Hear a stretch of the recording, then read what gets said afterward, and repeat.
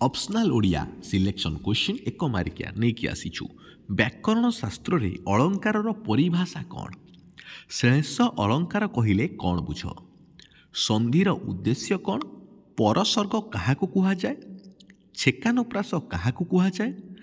दैव अनुकूल हेले कौन हुए? माने यही भाया क्वेश्चन तुम परीक्षा आसे। जनकुस्ता को किए केउठारु हरण करथिले? पूर्वसर्ग क्या कहती? काव्यालंकार क्या कहुए? जमक अलंकार क्या कहुए? अणलेउटा शब्दरू उपसर्ग पृथक कर। केउ शब्दरे संधि अधिक परिदृष्ट और स्वर संधि क्या कहुए?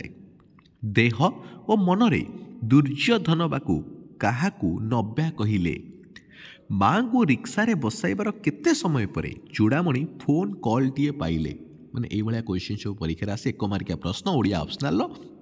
तो भल भाव क्वेश्चन को प्रैक्टिस कर, चैनल को सब्सक्राइब कर। देख विख्यात शब्दरू उपसर्ग को अलग कर। दुईटी अणसंस्कृत उपसर्गर उदाहरण दियो। अभि उपसर्ग व्यवहार करी शब्द गढ़।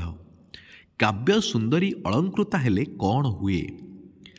अलंकारणम अलंकार यार अर्थ कौन? तापर देजी संधि विच्छेद कर महाकाश शिरोधार्य। गोटे विसर्ग संधिर उदाहरण दियो। 21 क्वेश्चन आम देचु एक मार्किया ऑप्शनल ओडियार। तो चैनल को सब्सक्राइब कर निर्मल क्रिएशन आपण मानकर यूट्यूब चैनल शेयर करके सांग मानकु जणाओ। धन्यवाद।